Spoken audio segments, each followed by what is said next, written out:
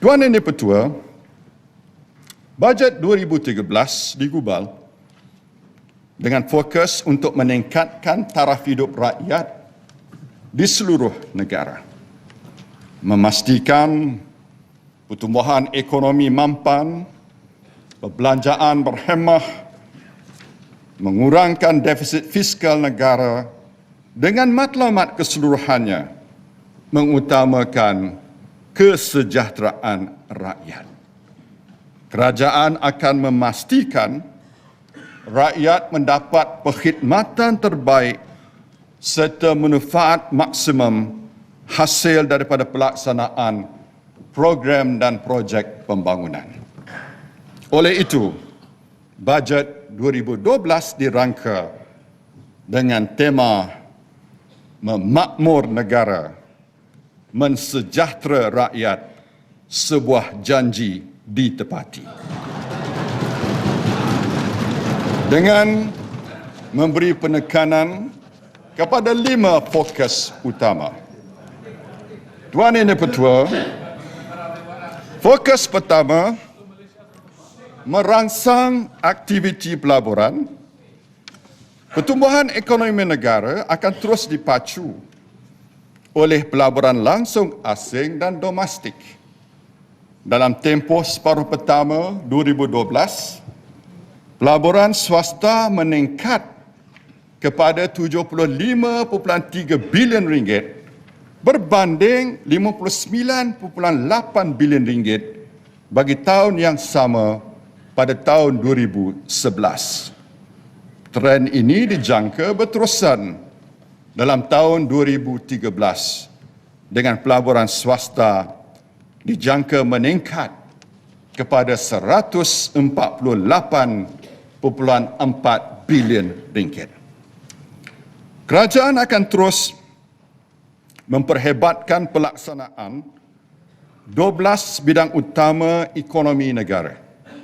Sejumlah 3 bilion ringgit diperuntukkan bagi pelaksanaan projek permulaan bagi tahun 2013.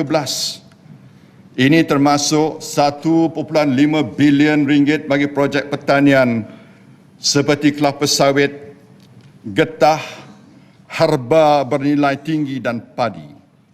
Sebanyak 500 juta ringgit diperuntukkan untuk projek River of Life bagi mengindahkan Sungai Kelang.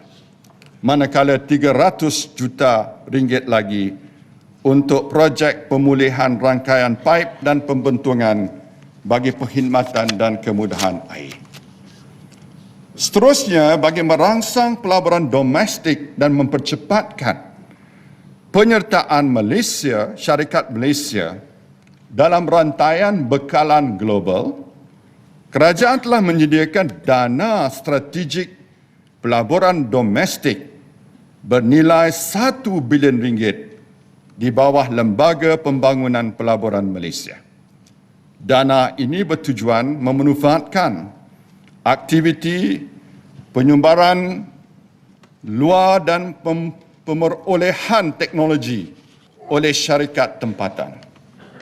Selain itu, kerajaan juga memperkenalkan semula insentif pengambilan alihan syarikat asing dan kadar cukai khas bagi menggalakkan penyedia perkhidmatan tempatan bergabung menjadi entiti lebih besar. Seperti kita maklum, perusahaan kecil dan sederhana memainkan peranan penting dalam transformasi ekonomi negara. Bagi mempercepatkan pertumbuhan industri PKS dan perluasan skop kawasan industri di seluruh negara, dana sebanyak 1 bilion ringgit akan disediakan di bawah skim PKS bawah kendalian SME Bank. Langkah ini memudahkan akses PKS untuk mendapat pembiayaan dan seterusnya memajukan perniagaan mereka.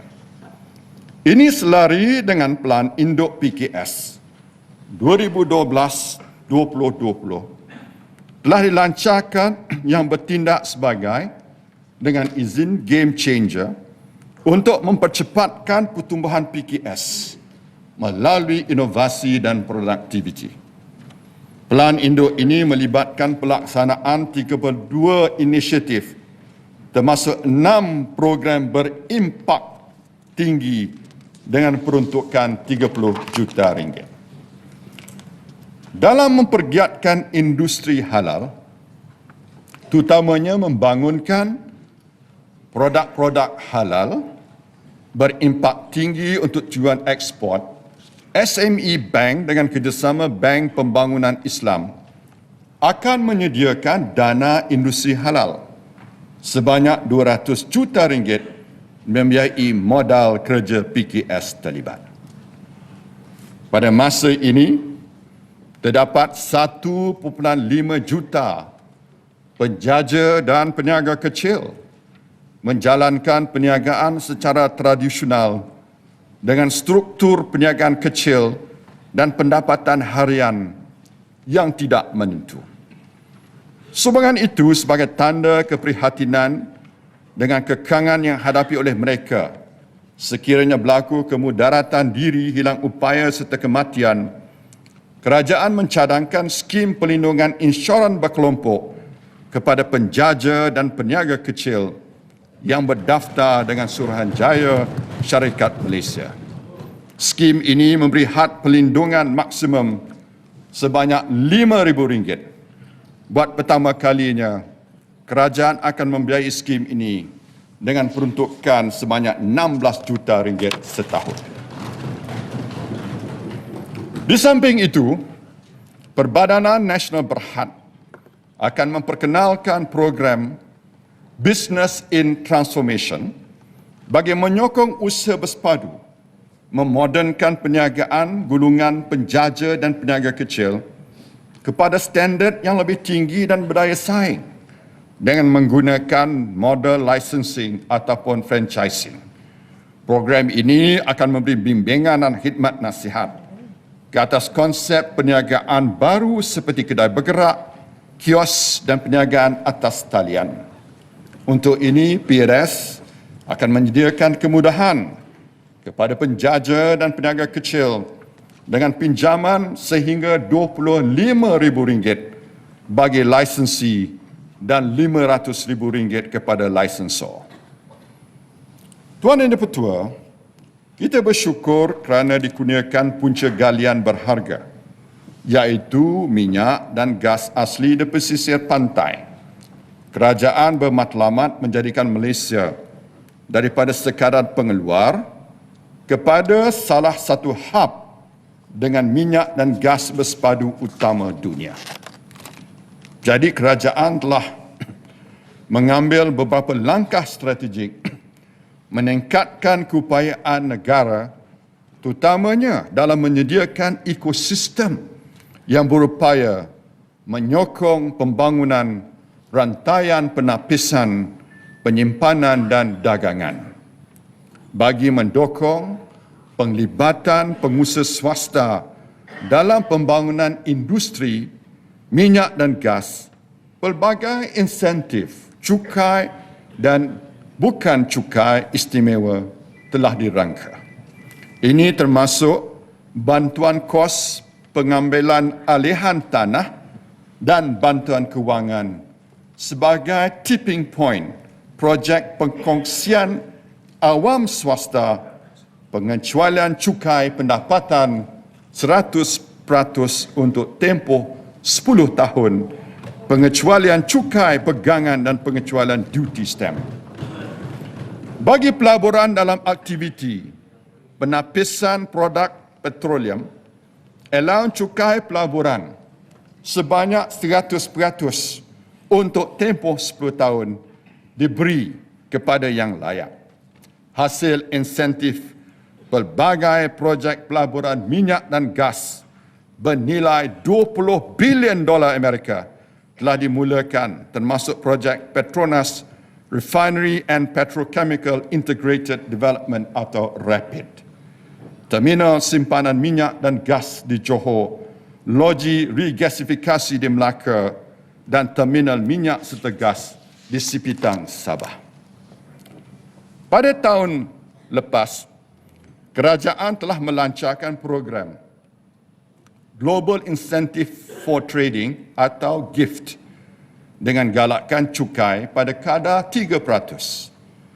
Sehubungan dengan permintaan global LNG yang dijangka mencecah 400 juta tan setahun pada tahun 2025, program GIFT ditambah baik dengan pengecualian cukai pendapatan 100% ke atas pendapatan berkanun untuk tempoh 3 tahun pertama operasi bagi syarikat dagangan.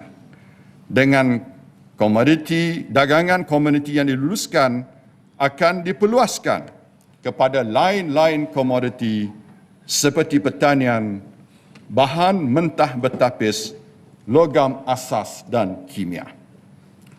Tuan Yang Dipertua, industri pelancongan merupakan satu sektor pertumbuhan ekonomi yang penting, menyumbang hampir 12% KDNK.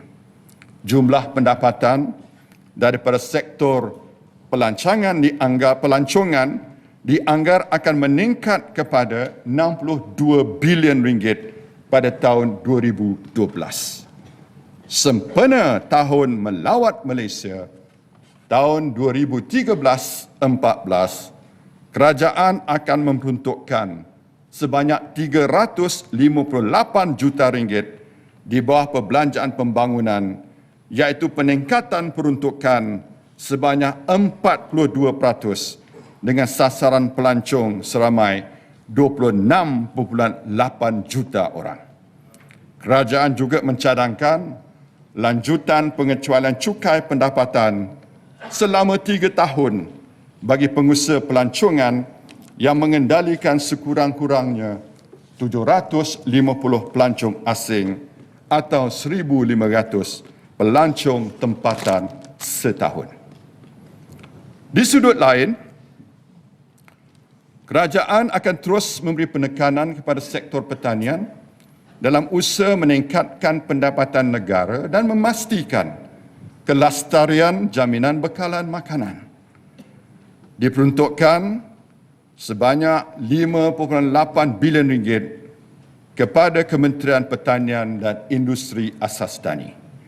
Kerajaan menyediakan sebanyak 30 juta ringgit bagi pembangunan program pertanian merangkumi aplikasi penggunaan teknologi tinggi dalam pengeluaran buah dan sayuran, peningkatan pembekalan benih berkualiti, penstabilan harga melalui jualan terus dari ladang, pengujudan pasar ikan rakyat serta penambahbaikan industri latihan pertanian. Kerajaan juga mempersiapkan sebanyak 75 juta ringgit bagi meningkatkan pengeluaran produk makanan dan kesihatan. Bagi sektor peladangan pula di bawah NKEA, sebanyak 432 juta ringgit disediakan untuk program penanaman semula pokok kelapa sawit. Langkah ini akan meningkatkan tuaian hasil buah sawit setahun pada kadar 26.2 tan sehektar pada tahun 2020 berbanding 21 tan sehektar pada masa ini.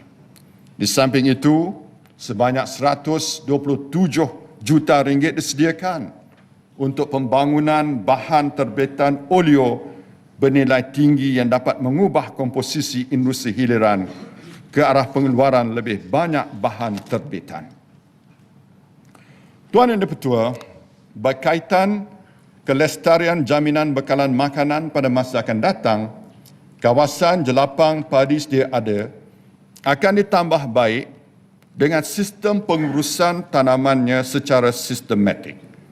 Sebagai tambahan, 4 kawasan jelapang padi baru akan dibuka dan diperluas, iaitu di Kota Belud, Batang Lupar, Rompin dan Pekan.